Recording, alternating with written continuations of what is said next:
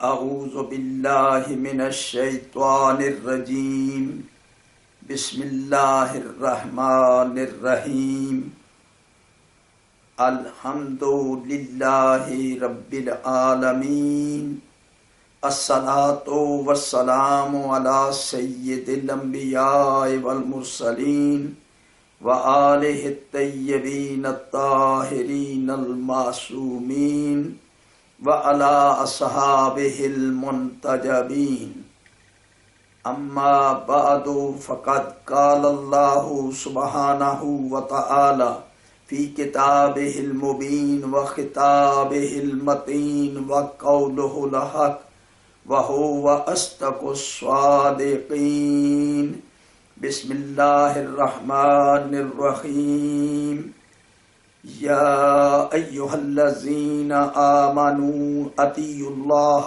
واطیعوا الرسول واولی الامر منکم فإن تنازعتم فی شیء فردوه الی اللہ والرسول ان کنتم تؤمنون باللہ والیوم الآخر ذالک خیر و احسن تأویلا۔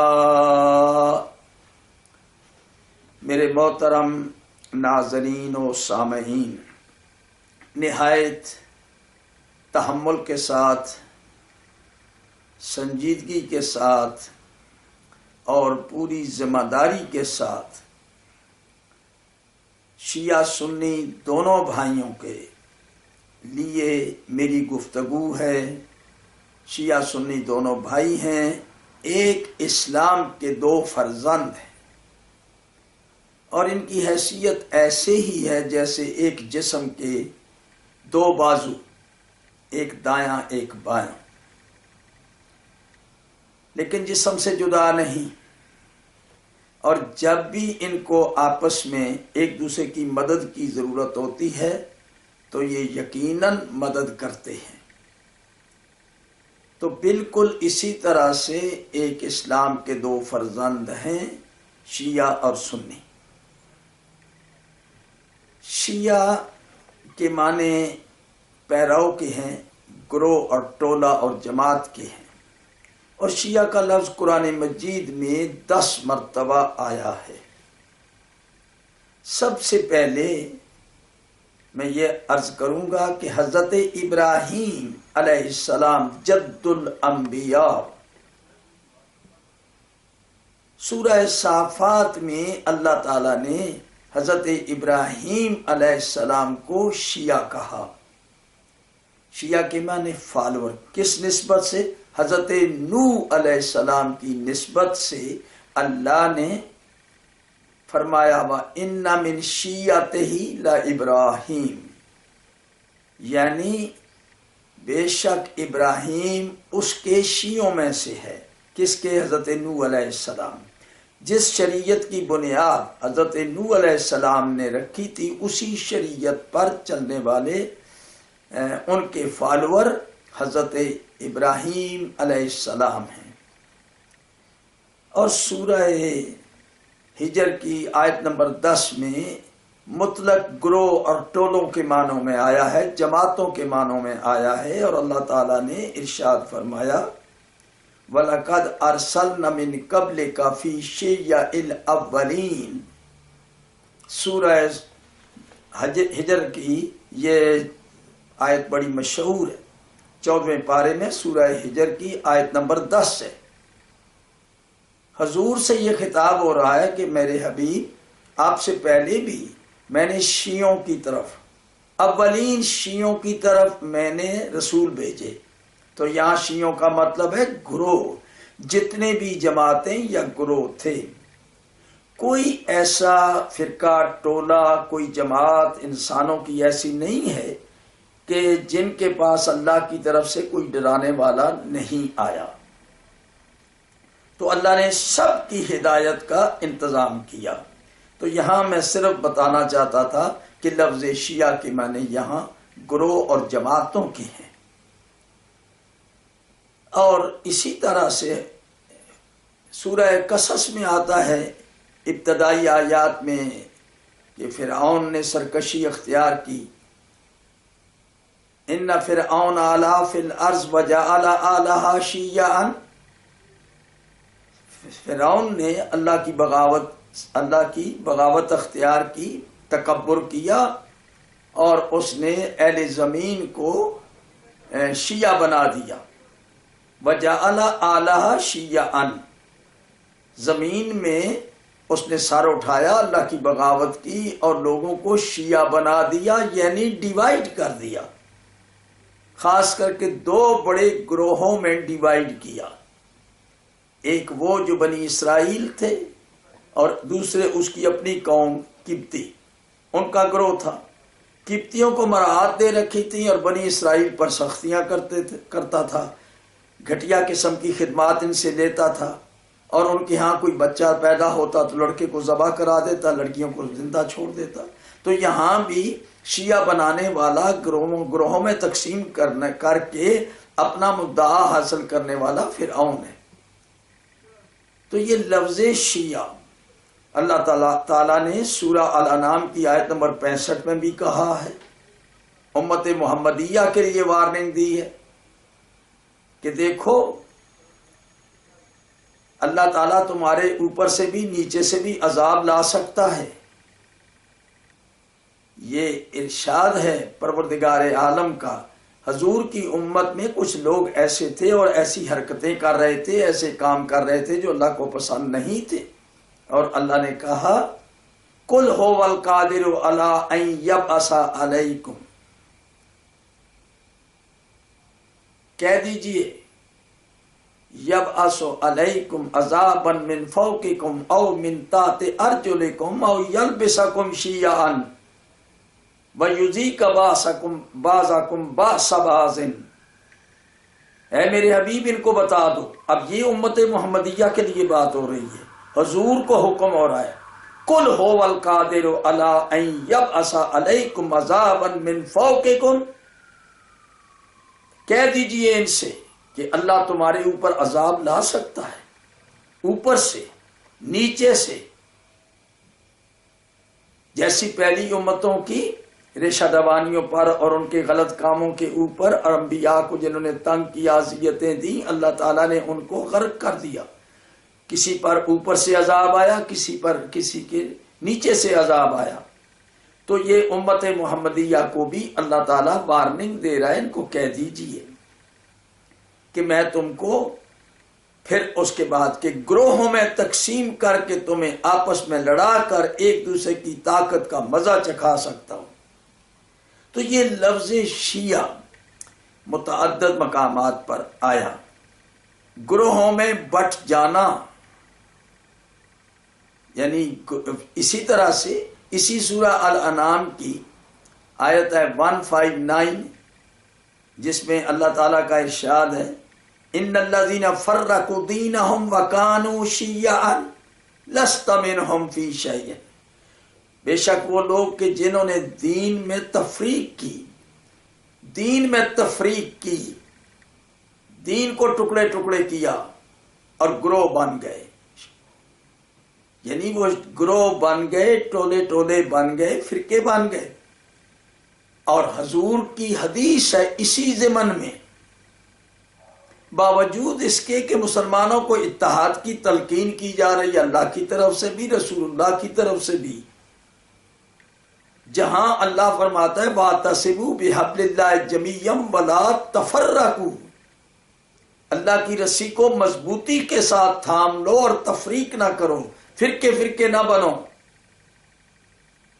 اللہ نے تو منع کیا ہے. یہ سورہ آل عمران کی آیت نمبر 103 ہے، اور اسی سورہ آل عمران کی اگلی آیت 103، 104، 105 کو پڑھیں تو امت محمدیہ کو آپس میں متحد رہنے کی تلقین کی گئی ہے اور مثال دی گئی ہے پچھلی امتوں کی کہ ان پچھلی امتوں کی طرح تم نہ ہو جانا جنہوں نے آپس میں اختلاف کیا، ٹکڑے ٹکڑے ہو گئے اور آخر پھر اللہ کے عذاب کا شکار ہو گئے. ولا تکونوا کالذین تفرقوا واختلفوا من بعد ما جاءهم البینات واولئک لهم عذاب عظیم۔ اب یہ سورہ آل عمران کی اسی آیت کے بعد ہے۔ واعتصموا اوپر گزر چکی ہے آیت نمبر 103، اور اس کے بعد آیت نمبر 104 آتی ہے، وَلْتَكُنْ مِنْكُمْ أُمَّةٌ يَدْعُونَ إِلَى الْخَيْرِ وَيَأْمُرُونَ بِالْمَعْرُوفِ وَيَنْهَوْنَ عَنِ الْمُنْكَرِ۔ اور اس کے بعد آیت نمبر 105 آ رہی ہے، وَلَا تَكُونُوا كَالَّذِينَ تَفَرَّقُوا وَاخْتَلَفُوا مِنْ بَعْدِ مَا جَاءَهُمُ الْبَيِّنَاتُ، یعنی تم ان قوموں کی طرح نہ ہو جانا۔ مراد ہے قوم نصارہ، قوم یہود کے اہل کتاب ہونے کے باوجود انبیاء کی طرف سے ہدایات بھی مل رہی ہیں، نبی بھی آ رہے ہیں، کتاب بھی ان کے پاس ہے، لیکن بینات کے آ جانے کے بعد پھر فرقے بن گئے۔ تو میرے محترم سامعین و ناظرین، اللہ کی ذات نہیں چاہتی کہ ڈیوائیڈ ہو جائیں مسلمان اور فرقوں میں بٹ جائیں۔ اللہ کی ذات چاہتی ہے کہ بالکل ایک ہو جائیں، یونٹی اور اتحاد کو مینٹین کریں۔ چونکہ انسان کو اختیار دیا اللہ نے، اب وہ اس اختیار کے غلط استعمال کی وجہ سے لالچ میں آ کر دنیا طلبی میں لوگوں نے فرقے بنائے۔ یہ اللہ تبارک و تعالیٰ کا خاص اعلان ہے،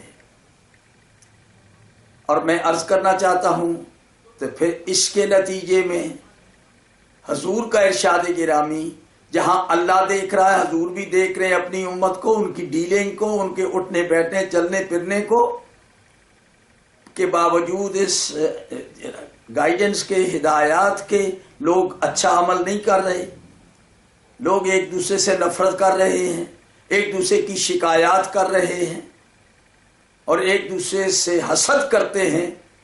یہ ساری باتیں ظاہر ہو رہی ہیں، قرآن پاک نے سب کا نقشہ کھینچا، اور پھر اللہ تعالیٰ نے واضح کر دیا کہ تم متحد رہو، ایک ہو جاؤ، پچھلی قوموں کی طرح نہ ہو جاؤ۔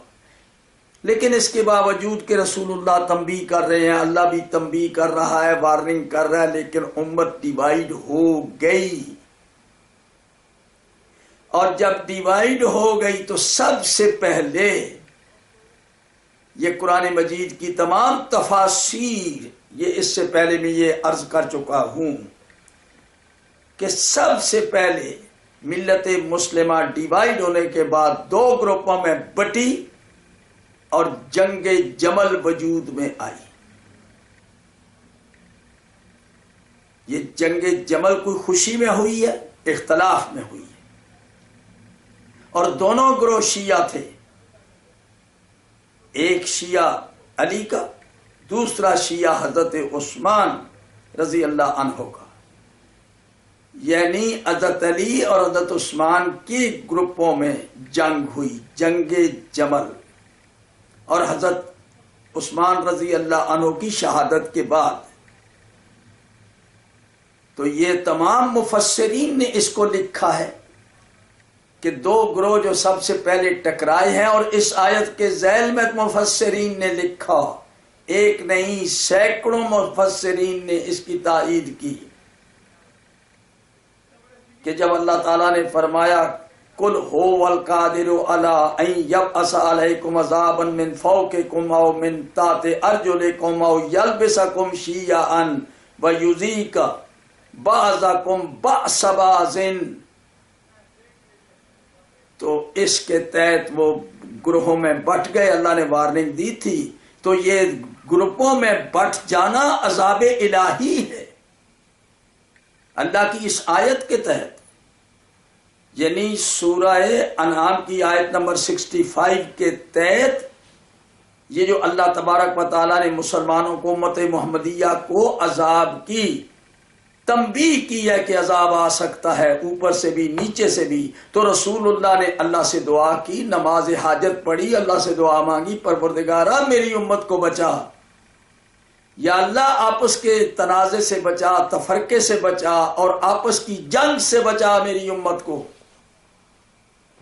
اوپر کے عذاب سے بچا، نیچے کے عذاب سے بچا۔ اللہ نے کہا ہے میرے حبیب میں نے یعنی تیری خاطر میں نہ ان پر اوپر سے عذاب کروں گا نہ نیچے سے کروں گا، بالکل جیسے پہلی امتوں کے اوپر نیچے سے عذاب آئے، تیری امت کو پر کوئی ایسا عذاب نہیں آئے گا، نہ قید کا عذاب ہوگا، نہ آسمان سے کوئی آفت ان پر پڑے گی، نہ زمین سے کوئی زلزلہ آئے گا، محفوظ رہیں گے۔ لیکن آپس کے اندر فرقے بنا کے لڑنا یہ کلیئر ہے، یہ ان کی اپنے بس کی بات ہے۔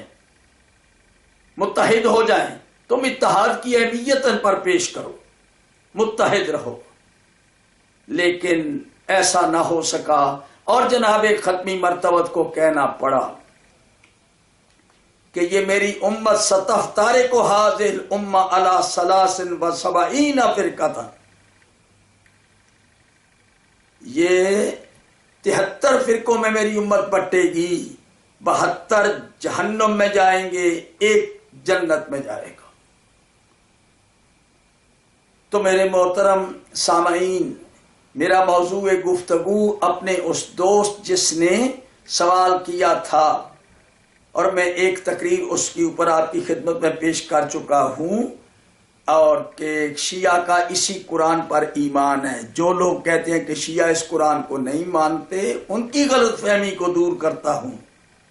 تو اس سلسلے میں نے اللہ کے اس حکم کی روشنی میں نے کہا کہ ہمارے درمیان میں نے اپنے دوست کو کہا کہ دوست میرے پاس یہی قرآن مجید ہے، میں اسی کو پڑھتا ہوں، اسی پر میرا عمل ہے، تمام شیعوں کا اسی قرآن پر عمل ہے۔ ہمارے تمام شیعوں کے جتنے بھی ہمارے بڑے بڑے ادارے ہیں، یونیورسٹیاں ہیں، پریس ہیں، دیکھ لیں، اگر آپ کو اس کے علاوہ کوئی قرآن مل جائے تو پھر آپ سچے، لیکن ہمارے ہاں جتنے بھی قرآن مجید آپ دیکھیں گے وہ یہی ہے، ایک ہی پریس کے چھپے ہوئے ہیں، ہمارا کوئی دوسرا قرآن مجید نہیں۔ اب میں نے کہا کہ قرآن مجید سے پوچھتے ہیں تو سب سے پہلی آیت اور سب سے پہلی سورت جو اللہ تعالیٰ کی طرف سے نازل ہوئی، تمام مفسرین نے لکھا ہے، یہ تفسیر اتقان علامہ جلال الدین سیوطی کی، یہ میرے پاس موجود ہے، یہ تفسیر اتقان میرے پاس موجود ہے، اور اس میں لکھا ہوا ہے سب سے پہلا سورہ اور مکمل نازل ہونے والا جو سورہ مکمل نازل ہوا وہ سورۃ الحمد ہے، سورۃ الفاتحہ، سب سے پہلے مکمل نازل ہونے والا سورہ سورۃ الحمد، اور اس کی 7 آیتیں ہیں، اس کو 7 مثانی کہا گیا ہے سورت کو۔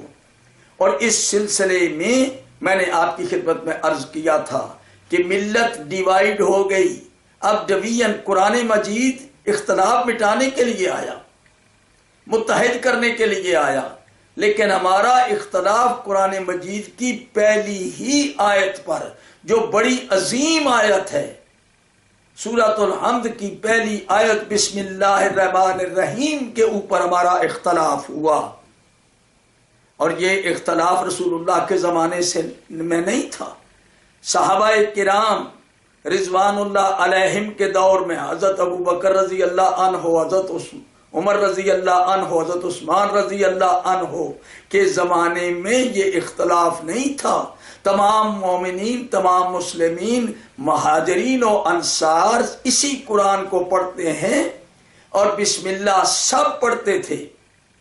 حضور پاک نے بسم اللہ نماز میں پڑھی، اور اس کے ثبوت میں پچھلی تقریب میں دے چکا ہوں۔ مشہور تفاسیر ہیں تفسیر در منصور، تفسیر روح المعانی، اور تفسیر کبیر فخر الدین رازی، یہ تفسیریں میں نے آپ کی خدمت میں پیش کی ہیں، تفسیر بیضاوی، ان میں کوئی سب تفسیریں پوری شہادت کے ساتھ، دلائل کے ساتھ تفسیریں گواہی دے رہی ہیں کہ رسول اکرم نماز میں بسم اللہ پڑھا کرتے تھے، حضرت عبداللہ ابن عمر پڑھا کرتے تھے، حضرت ابو ہریرہ پڑھا کرتے تھے، حضرت علی علیہ السلام بالخصوص بسم اللہ بالجار پڑھتے تھے۔ تو یہ بسم اللہ الرحمن الرحیم کا اختلاف رسول اکرم کے زمانے میں نہیں تھا. انصار اور مہاجرین سب کے سب بسم اللہ پڑھتے تھے، ہر سورت کے بعد پڑھا کرتے تھے. یہ سارے دلائل میں پچھلی تقریر میں عرض کر چکا ہوں. اب میں یہ عرض کرنا چاہتا ہوں کہ یہ حقیقت میں اختلاف کب رونما ہوا، کب ظاہر ہوا. سب سے پہلا دن میں بتانا چاہتا ہوں آپ کو، مورخین نے بھی لکھا ہے، مفسرین نے بھی لکھا ہے کہ حضرت علی علیہ السلام کی شہادت کے بعد، حضرت امام حسن کی صلح کے بعد، امیر شام معاویہ بن ابو سفیان جب حاکم مقرر ہوئے، واحد حاکم مسلمانوں کے، مدینہ منورہ میں تشریف لائے اور مدینہ منورہ میں انہوں نے نماز پڑھائی بالجہر. نماز وہ تھی جو جہری تھی، مثلا مغرب کی نماز ہے بالجہر پڑھی جاتی ہے، عشاء کی نماز بالجہر ہے، فجر کی نماز بالجہر ہے، آواز کے ساتھ اونچی قرات کی جاتی ہے. اس نے نماز پڑھائی اور اس نے بسم اللہ نہیں پڑھا اور نہ ہی تکبیر پڑھی. بسم اللہ بھی نہیں پڑھی، تکبیر بھی نہیں پڑھی. نماز جب ختم کی تو مہاجرین اور انصار چاروں طرف سے ٹوٹ پڑے. انہوں نے کہا کہ معاویہ تم نے کیا کیا؟ نماز میں چوری کر دی یا بھول گئے؟ کہاں گئی بسم اللہ، کہاں گئی تکبیر؟ سب نے اس کو ہجوم کیا تو وہ پریشان ہو گیا. دوبارہ پھر اسے نماز پڑھائی اور بالجار پھر بسم اللہ پڑھی. اب یہ اس نے کیوں کیا یہ میں سنا چکا ہوں، میں خلاصہ پیش کر رہا ہوں پچھلی تقریر کا. اب یہ ایسا کیوں ہوا؟ تفسیر کبیر فخر الدین رازی نے جلی الفاظ میں لکھا. اس نے کہا کہ یہ اس لیے کہ یہ علی علیہ السلام کا شدید مخالف آدمی تھا، اب بادشاہ بن چکا ہے. حضرت علی علیہ السلام نے، اب یہ واقعہ سنیے، آج حضرت علی علیہ السلام نے اپنے دور میں نماز عشاء پڑھانے کے بعد فارغ ہوئے تو حضرت عبداللہ ابن عباس نے حضرت علی علیہ السلام سے کہا کہ یا علی، آج جی چاہتا ہے کہ آپ ہمیں الحمد کی تفسیر سنائیں. حضرت علی علیہ السلام نے کہا کہ بیٹھو گے اتنی دیر؟ سب نے کہا کہ ہم بیٹھیں گے. امیر المومنین حضرت علی علیہ السلام نے سورۃ الحمد کی تفسیر شروع کی. صبح صادق طلوع ہو گئی، صبح کی نماز کا وقت ہو گیا اور تفسیر ختم نہیں ہوئی، اور سب سننے والے اتنے اطمینان کے ساتھ، بڑی توجہ اور انہماک کے ساتھ سن رہے تھے، انہیں محسوس ہی نہیں ہوا کہ رات پوری بیت گئی. تو ہم مولا نے فرمایا کہ اذان کہو اور اب صبح کی نماز پڑھتے ہیں. تو حضرت علی علیہ السلام نے فرمایا کہ عبداللہ ابن عباس سنو، اگر میں چاہوں تو سورۃ الحمد کا اتنی کتابیں لکھ دوں کہ 70 اونٹوں کا بوجھ ہو جائے. 70 اونٹ. یہ تفسیر اتقان سے میں پیش کر رہا ہوں آپ کے خدمت میں. جلال الدین سیوطی نے لکھا کہ حضرت علی علیہ السلام کا فرمان ہے، اور اس نے آگے پھر تفسیر اتقان والے نے کوئی وجہ بھی بتائی ہے کہ اتنی تفسیر کیوں کی گئی، اور اس واقعی قرآن مجید کے اندر اتنی وسعت ہے، بہت وسعت ہے. میں اگلی تقریروں میں انشاءاللہ بتاؤں گا کہ قرآن پاک کے معانی کے اعتبار سے اتنی وسعت ہے کہ کہیں بھی یہ کتاب ہو کر کہیں سے آ نہیں سکتا. اللہ کے کلمات اتنے زیادہ ہیں کہ وہ شمار میں نہیں لا سکتے. تو میں عرض کرنا چاہتا ہوں، حضرت علی علیہ السلام نے یہ جملے کہے کہ یعنی اتنی تفسیر لکھ دوں، اتنی تفسیر لکھ دوں کہ 70 اونٹ اس کا بوجھ نہ اٹھا سکیں. تو اب ایک مومن نے، ایک صحابی نے پوچھا، یا علی، یہ اتنی تفسیریں کون پڑھے گا جو آپ لکھ رہے ہیں؟ اگر الحمد کی اتنی ہے کہ 70 اونٹوں کا بوجھ بن جائے. تو کون پڑھے گا، کیسے پڑھیں گے؟ تو حضرت علی علیہ السلام نے فرمایا اگر میں چاہوں تو اس کو ایک نقطے میں بند کر سکتا ہوں۔ میرے محترم سامعین توجہ سے سنیے گا، حضرت علی علیہ السلام نے کہا کہ پھیلاؤں تو الحمد 70 اونٹوں کا بوجھ بن جائے، اور اگر سمیٹوں تو ایک نقطے میں بند کر دوں، ایک نقطے میں۔ انہوں نے کہا کہ یہ بڑا معمہ ہے، کیسے سمجھ میں آئے، کس طرح سے سمجھے ہم اس کو؟ حضرت علی علیہ السلام نے فوراً کہا اب سنو، یہ پوری کائنات آپ کے سامنے ہے اللہ کی، یہ کارخانہ قدرت، that is work of God, یہ اللہ کا کام ہے، اللہ کا فعل ہے۔ یہ ساری کائنات میں جو کچھ زمین و آسمان اور ان کے مابین آپ کو نظر آتا ہے، یہ سب اللہ کی مخلوق، اللہ نے پیدا کی ہے۔ اور قرآن مجید وہ کتاب ہے جو آپ کے ہاتھ میں ہے، تمام کائنات کی ہر چھوٹی بڑی چیز کا ذکر اس میں موجود ہے۔ کوئی چیز ایسی نہیں جس کی تفصیل اور ذکر اس کتاب کے اندر نہ ہو۔ لیکن یہ کتاب جب ہم دیکھتے ہیں تو اس کا حجم بہت مختصر سا ہے، بہت چھوٹی سی کتاب ہے اس لحاظ سے۔ اب آپ اندازہ فرمائیں کہ حضرت علی علیہ السلام پھیر رہے ہیں، اور قرآن مجید کا خود دعویٰ ہے لا رطب ولا یابس الا فی کتاب مبین، کوئی خشک و تر ایسا نہیں جو اس کتاب مبین میں نہ ہو۔ وما من غائبۃ فی السماء والارض الا فی کتاب مبین، زمین و آسمان کا کوئی غیب ایسا نہیں جو اس کتاب کے اندر نہ ہو۔ تفصیل لکل شے، تبیان لکل شے، ہر شے کی تفصیل اس میں ہے، بیان ہے۔ لیکن ہم دیکھتے ہیں تو بالکل چھوٹی سی۔ اب اس کے الفاظ کے جو معنی ساتھ کیے گئے ہیں، ترجمہ کیا گیا ہے، وہ گنتی کے الفاظ ہیں، لمیٹڈ ہیں، اور بچے جناب 6 سال 7 سال 8 سال کی عمر کے طالب علم حفظ کر لیتے ہیں، اور قرآن پورا ان کے سینے میں آ جاتا ہے۔ لیکن یاد رکھیں یہ قرآن اتنا نہیں، یہ قرآن کا صرف ایک جو سٹرکچر ہے، الفاظ کے اندر جو الفاظ ہیں وہ گنے ہوئے ہیں، الفاظ لمیٹڈ ہیں، ان کے زیر زبر نقطے لمیٹڈ ہیں، اور اسی لیے اس کو حفظ کیا جاتا ہے۔ لیکن اس کے معنی اور مطالب اور تفسیر انلمیٹڈ ہے، اس کا کوئی احاطہ نہیں کر سکتا۔ تو حضرت علی علیہ السلام نے کہا ان معنی میں یہ ساری کائنات کا ذکر اس کتاب کے اندر موجود ہے۔ This is word of God and that is work of God, اور ان میں مغایرت نہیں ہے۔ کائنات کی کوئی چیز ایسی نہیں جس کا ذکر اس میں نہ ہو۔ اب اس کی وسعت، پھر حضرت علی نے کہا کہ میری حیثیت اس کائنات کے اندر ایک نقطے کی ہے، I am nothing but a dot، میں ایک ڈاٹ ہوں، ڈاٹ، نقطہ اتنا باریک ہوتا ہے، نقطے کی تعریف نہ اس میں طول ہوتا ہے نہ عرض ہوتا ہے،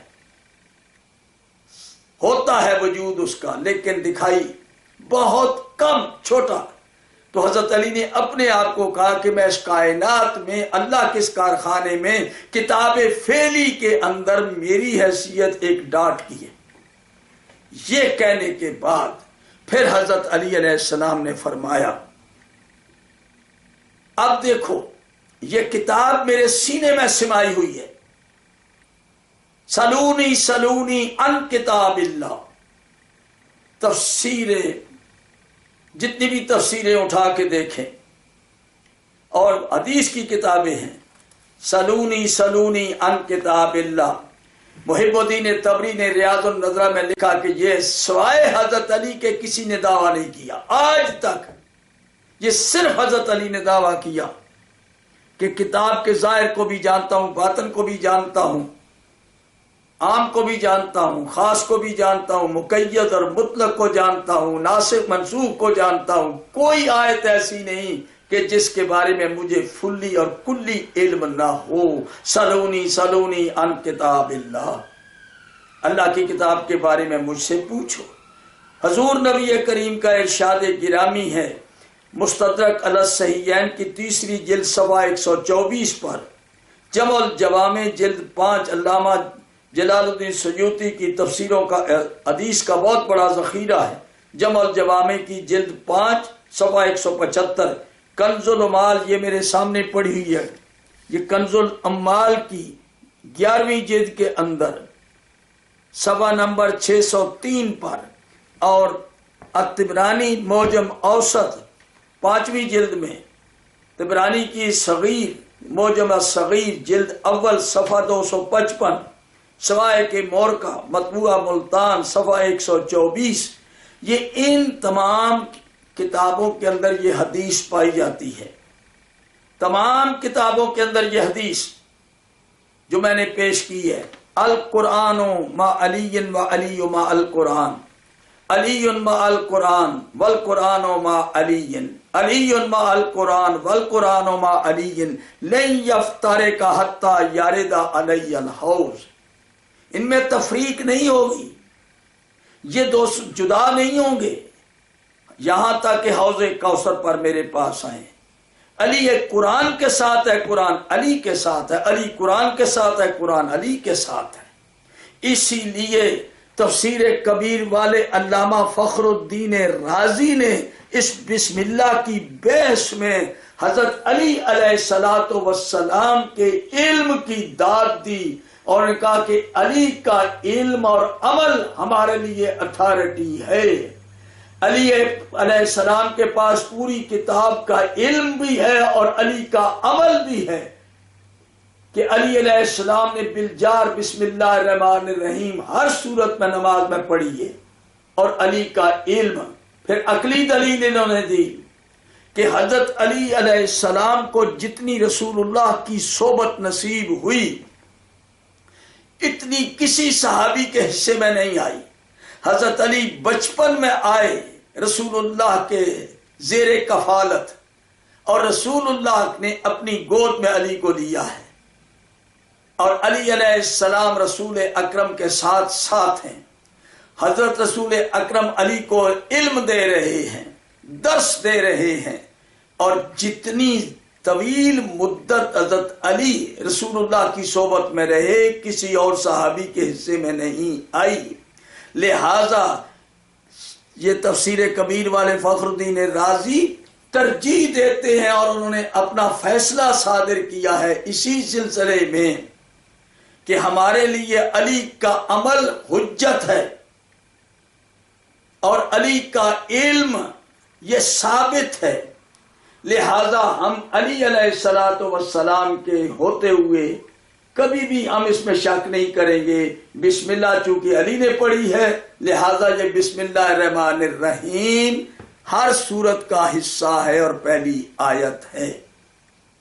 تو میں عرض کرنا چاہتا ہوں حضرت علی علیہ الصلوۃ والسلام کے اس فیصلے کو جو میں نے آپ کے سامنے یہ پیش کی ہے، یہ کتاب ایک دفعہ پھر میں وہ آپ کو فیصلہ سنا دیتا ہوں کہ بسم اللہ کے اوپر جو بحث کی ہے سارے مفسرین نے، جن کی تفسیریں میں آپ کی خدمت میں پیش کر چکا ہوں، انہوں نے دلیل یہی دی ہے کہ علی کا عمل ہمارے لیے حجت ہے، کیونکہ رسول پاک نے فرمایا من اقتدى فی دینہ بعلی ابن ابی طالب فقد اہتدی، جس نے دین میں علی کی اتباع کی وہ ہدایت پا گیا.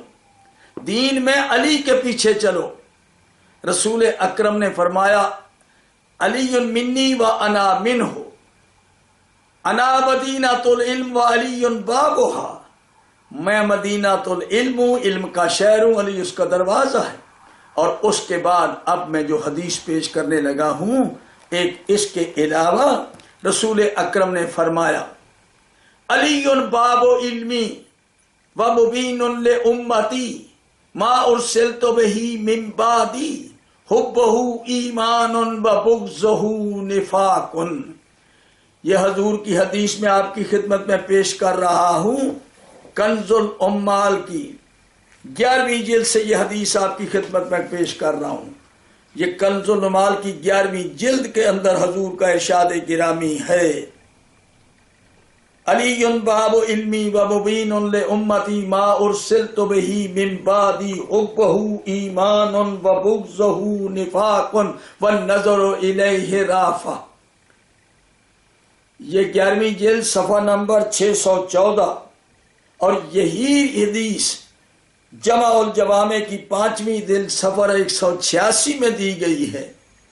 علی باب علمی و مبین لامتی ما ارسلت به من بعدی. علی مبین ہے، بیان کرنے والا ہے میرے بعد. مبین یعنی علی امام المبین ہے اور یہ کتاب المبین ہے. اس کتاب مبین کے بارے میں رسول اکرم ارشاد فرما رہے ہیں. اس کتاب کے بارے میں ما ارسلت به یعنی من بعدی علی بیان کرے گا. مبین لامتی ما ارسلت به من بعدی یعنی جس چیز کے ساتھ میں رسول بنا کے بھیجا گیا ہوں، مجھے دے کے تحفہ دے کے بھیجا گیا ہے، وہ قرآن مجید ہے. اور اس قرآن مجید کو علی بیان کرے گا. کیا ہے؟ علی مبین ہے. تو اب مبین اسی وقت علی ہو سکتا ہے کہ کوئی نقطہ بھی ایسا نہیں جو علی کے علم میں نہ ہو. اب یہ رسول اکرم صلی اللہ علیہ وآلہ وسلم کا ارشاد گرامی ہے اور سوائے علی علیہ السلام کے یہ دعویٰ بھی کسی نے نہیں کیا. تو حضرت علی علیہ السلام کے پاس اس کتاب الہی کا رسول اکرم کے بعد کوئی آدمی میچ نہیں کر سکتا.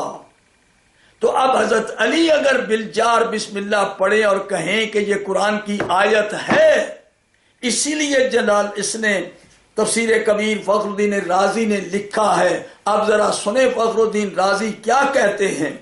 فخر الدین رازی کہتے ہیں ساری بحث کو سمیٹتے ہوئے انہوں نے کہا الدلائل العقلیہ موافقۃ لنا.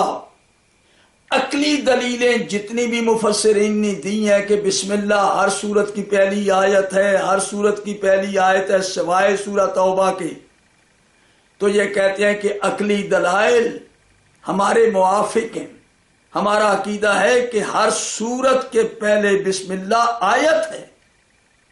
تو یہ انہوں نے اپنے فیصلہ دیا ان الدلائل العقلیہ موافقۃ لنا، ہمارے لیے عقلی دلائل ہمارے موافق ہیں. وعمل علی ابن ابی طالب علیہ السلام معانا، اور علی علیہ السلام کا علم ہمارے ساتھ ہے. علی کا علم اور عمل ہمارے ساتھ ہے. علی کا علم اور عمل ہمارے ساتھ ہے. وَمَنِ اتَّخَذَ عَلِيًّا إِمَامًا لِدِينِهِ، لکھتے ہیں وَمَنِ اتَّخَذَ عَلِيًّا إِمَامًا، جس نے علی کو امام بنا لیا، علی علیہ السلام کو امام بنا لیا، لِدِينِهِ فَقَدْ اسْتَمْسَكَ بِالْعُرْوَةِ الْوُثْقَىٰ فی دِينِهِ وَنَفْسِهِ، یعنی انہوں نے فیصلہ صادر کر دیا ہے تفسیر کبیر والے نے، فخر الدین رازی نے، کہ اب اس بحث کو ہم سمیٹتے ہیں اور ختم کرتے ہیں کہ عقلی دلائل بھی ہمارے حق میں ہیں کہ ہر سورت کی ابتدا بسم اللہ سے ہوئی ہے اور بسم اللہ قرآن ہے، قرآن کی آیت ہے سوائے سورہ توبہ کے. ہمارے لیے عقلی دلیلیں بھی ہیں اور پھر علی کا علم اور عمل ہمارے لیے حجت ہے. علی کا عمل اور علی علیہ السلام کا علم حجت ہے ہمارے لیے. اس لیے جس نے علی علیہ السلام کو دین میں امام مان لیا، ایک اور مسئلہ حل کر گئے، جس نے علی علیہ السلام کو دین میں امام مان لیا اس نے کیا کیا؟ اس نے مضبوط دستے کو پکڑ لیا. کہتے ہیں من اتخذ علیًا اماما لدینہ فقد استمسک بالعروۃ الوثقیٰ فی دینہ ونفسہ. بڑا مضبوط رشتہ پکڑ لیا ہے، دستہ پکڑ لیا، جس نے اپنے یعنی دین کو بھی مضبوط کر لیا، اپنی جان کو بھی مضبوط کر لیا، جس نے علی کو امام مانا ہے اپنے دین کے معاملے میں۔ تو میں عرض کرنا چاہتا ہوں، اب دو شخصیتوں کا ذکر کر رہا ہوں، ایک ہے علی، اور علی علیہ السلام کے بارے میں نے گفتگو کی۔ اب دوسرے ہیں معاویہ۔ معاویہ حضرت علی علیہ السلام کے مخالف ہیں، اور حضرت علی علیہ السلام کے دوست ثابت ہی نہیں ہوتے، دشمن ہیں۔ ان کی دوستی ثابت نہیں، دشمنی ثابت ہے، اور انہوں نے حضرت علی سے جنگ کی، اور اس جنگ میں حضرت علی حق پر ہیں، معاویہ باطل پر، معاویہ غلط ہے۔ یہ اسد الغابہ فی معرفت صحابہ، یہ بڑی مشہور کتاب ہے، یہ ابو الحسن علی بن محمد الجزری ابن اسیر متوفى 630 ہجری، یہ اسد الغابہ تیسری جلد ہے اسد الغابہ کی، بہت مشہور۔ اب اس میں رسول اکرم نے حضرت علی علیہ السلام کے بارے میں فرمایا کہ علی 3 گروہوں سے جنگ کرے گا۔ کون ہے وہ گروہ؟ ناکشین، کاسیتین، مارکین۔ ان منکم رجل یقاتل علی تعویل القرآن کما قاتلت علی تنزیلہ۔ حضور فرماتے ہیں کہ صحابہ کرام بیٹھے ہوئے ہیں، صحابہ کرام کی موجودگی میں، کہ ان منکم رجلا، تم میں ایک مرد ایسا ہے، یقاتل علی تعویل القرآن، جو قرآن کی تعویل پر جنگ کرے گا، قرآن کی تعویل پر، کما قاتلت علی تنزیلہ، جیسا میں قرآن کی تنزیل کے اوپر میں نے جنگ کی۔ میری جنگ کفار کے ساتھ تھی، میری جنگ کفار کے ساتھ تھی، علی کی جنگ مسلمانوں کے ساتھ ہوگی۔ کفار قرآن کو نہیں مانتے تھے، وہ اس کے تنزیل کے منکر تھے۔ مسلمان تنزیل کا منکر نہیں، تعویل کا منکر ہے، تعویل اپنی طرف سے غلط کرتا ہے، اور تعویل کی وجہ سے فرقے بنتے ہیں۔ غلط تعویل اگر سارے کے سارے ایک ترجمے پر جمع ہو جائیں اور ایک تفسیر پر جمع ہو جائیں اور ایک، تو پھر عقیدہ اور نظریات میں اختلاف پیدا نہیں ہوگا، اور اس کا بندوبست اللہ رسول نے کیا۔ اللہ رسول نے کہا القرآن ما علی و علی ما القرآن، میں قرآن اور اہل بیت چھوڑتا ہوں، اہل بیت قرآن کے ساتھ، قرآن ان کے ساتھ، علی قرآن کے ساتھ، قرآن علی کے ساتھ۔ اگر علی علیہ السلام کو وہ مقام دے دیا جاتا تو پھر کبھی تعویلیں مختلف نہ ہوتی۔ اب علی سے گروہ 3 جنگ کر رہے ہیں، تو یا رسول اللہ ہم پوچھتے ہیں کیا اس میں علی کی خطا ہے، علی علیہ السلام کی غلطی ہے؟ تو حضور نے فرمایا نہیں، بلکہ مستدرک کے حاکم سے میں ابھی آپ کے سامنے پیش کر رہا ہوں یہ حدیث۔ رسول اللہ نے حضرت علی علیہ السلام کو، یہ تیسری جلد ہے مستدرک کی، الحاکم کی، اس میں رسول اللہ فرما رہے ہیں حضرت علی علیہ السلام کی، ان الامت ستغدر بک بعدی، میری امت تجھ سے غداری کرے گی، وانت علی الحق، تو حق پر ہوگا۔ امت غداری کرے گی، انت تعیش علی ملتی وتقتل علی سنتی، تو میری زندگی، میری سنت پر زندگی گزارے گا، تجھے میری سنت پر قتل کیا جائے گا۔ انت علی الحق، انت علی الحق۔ تو حضرت علی علیہ السلام سے لڑنے والے 3 گروہ، سب سے پہلے ناقصین، وہ ناقصین وہ ہیں جو بیعت کر کے پھر مکر گئے، بیعت توڑ دی، بیعت کر کے بیعت توڑ دی اور جنگ جمل ہو گئی۔ اگر طلحہ اور زبیر نے جو بیعت کی تھی وہ بیعت پر قائم رہتے اور ام المؤمنین کو یہ تکلیف نہ دیتے، جنگ نہ ہوتی۔ لہذا اس کے بعد اگلی کہ حضرت علی علیہ السلام حق پر ہیں، اور ناقص کون ہے؟ جنہوں نے بیعت کر کے بیعت توڑی ہے، یہ ناقصین ہے۔ جنگ جمل میں علی حق، اور ام المومنین نے اس کو تسلیم کیا۔ اس کے بعد جنگ صفین ہے، یہ حضرت علی کے پہلے ہی مخالف ہیں، ان کو کہتے ہیں قاسطین، جنہوں نے حضرت علی کو شروع ہوئی سے خلیفہ ہی نہیں مانا اور حضرت علی علیہ السلام کے خلاف جنگ کی، اور ایک نامعقول عذر اور بہانہ بنا کے حضرت علی کے خلاف لشکر کشی کی، اور 70,000 آدمی اس جنگ میں مارے گئے۔ اس میں حق علی کا ہے، علی حق پر ہے۔ اور تیسرا گروہ ہے مارکین، جو خارج از اسلام ہو گیا، جنہوں نے حضرت علی کو غلط کہا کہ آپ نے معاویہ کے ساتھ یہ جس وقت جنگ ہو رہی تھی اور انہوں نے دھوکے کے طور پر قرآن بلند کیا، آپ نے جنگ کیوں بند کی؟ آپ کو جنگ جاری رکھنی چاہیے تھی۔ پھر جب غلط فیصلہ ہو گیا تو آپ کو اسی وقت جنگ کرنی چاہیے تھی۔ تو حضرت علی علیہ السلام نے کہا میں جو کچھ کرتا ہوں وہ اللہ کی منشا کے مطابق ہے، رسول اللہ کے فرمان کے مطابق ہے، بہرحال مجھے کوئی خطرہ نہیں ہے، میں تینوں جنگوں میں حق پر ہوں، حق میرے ساتھ ہے۔ اب انہوں نے کہا کہ نہیں، وہ الگ ہو گئے جو خارجی کہلائے، اور پھر حضرت علی کی ان کے ساتھ جنگ ہوئی۔ تو ان کا ذکر تاریخوں میں بھی ہے اور احادیث کی کتابوں میں بھی ہے۔ اب اس وقت میرے پاس ٹائم میں گنجائش نہیں کہ میں ان کا ذکر کروں، میں صرف اس بات کا ذکر کر رہا ہوں کہ معاویہ جو حضرت علی علیہ السلام کے ساتھ جنگ کی، 70,000 آدمی مارا گیا، اور امام حسن علیہ السلام کی شہادت کے بعد اس نے خوشی منائی، اور اس کے بعد اس نے اپنی حکومت کی بنیاد رکھی اپنی مرضی کے مطابق۔ جب مدینے میں آیا تو اس نے بسم اللہ ترک کی نہیں پڑھی، تو اب انصار اور مہاجرین نے شور مچایا، اور انہوں نے لکھا ہے تفسیر کبیر والوں نے کہ مہاجرین اور انصار کا شور مچانا اور اس وقت اس کو کہنا کہ تم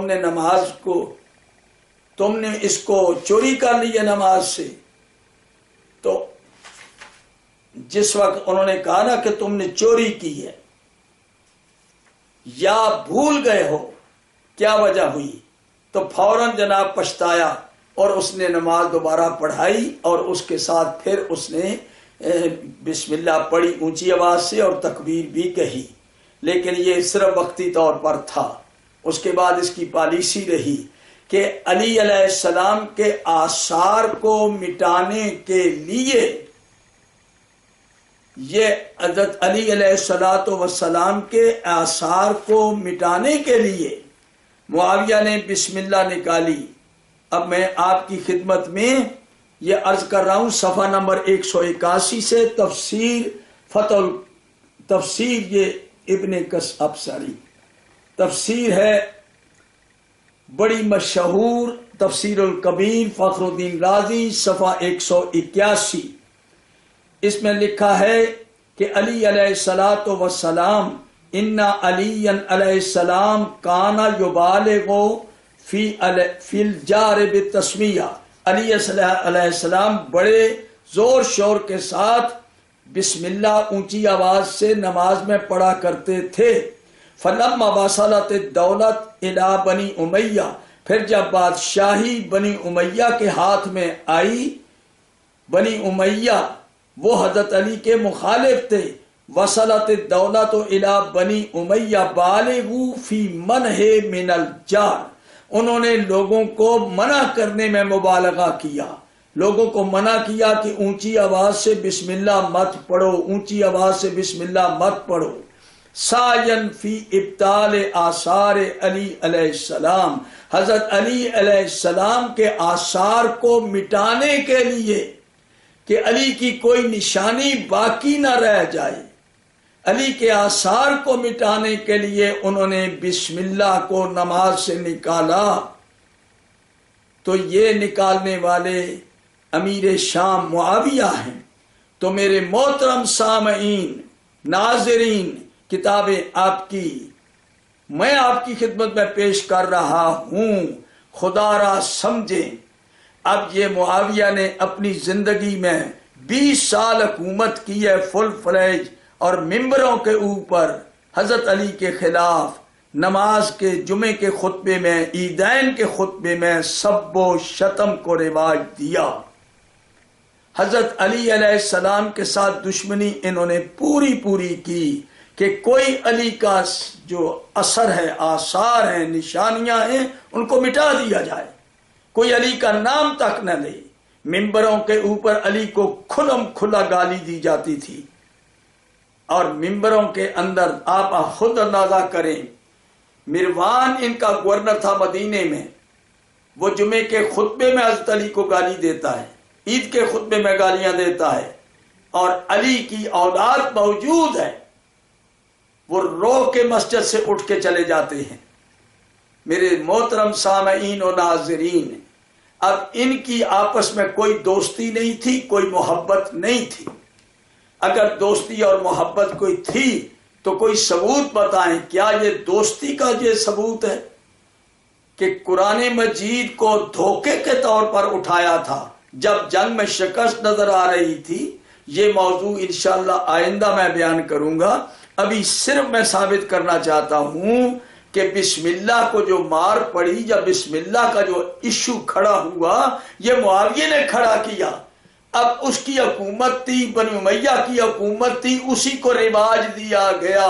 اہل بیت کا طریقہ بسم اللہ اونچی پڑھنے کا ہے، اہل بیت کا طریقہ ہر صورت میں پڑھنا ہے، اہل بیت کا طریقہ اس کو یہ مانتے ہیں کہ یہ قرآن کی آیت ہے۔ لیکن معاویہ کے ماننے والے جنہیں پتہ نہیں چلا وہ دھوکہ کھا گئے، اور آج جناب معاویہ کی بنائی ہوئی شریعت پر عمل کر رہے ہیں، معاویہ کے نقش قدم پر چل رہے ہیں، اہل بیت کا طریقہ چھوڑ دیا، علی علیہ السلام کا طریقہ چھوڑ دیا۔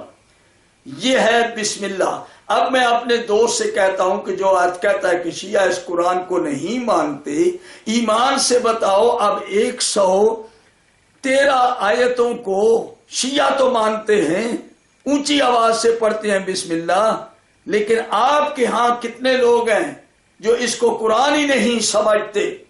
امام اعظم ابو حنیفہ اور ان کے تمام فالوور اس کو آیت نہیں سمجھتے، تو اب قرآن کا انکار کون کر رہا ہے؟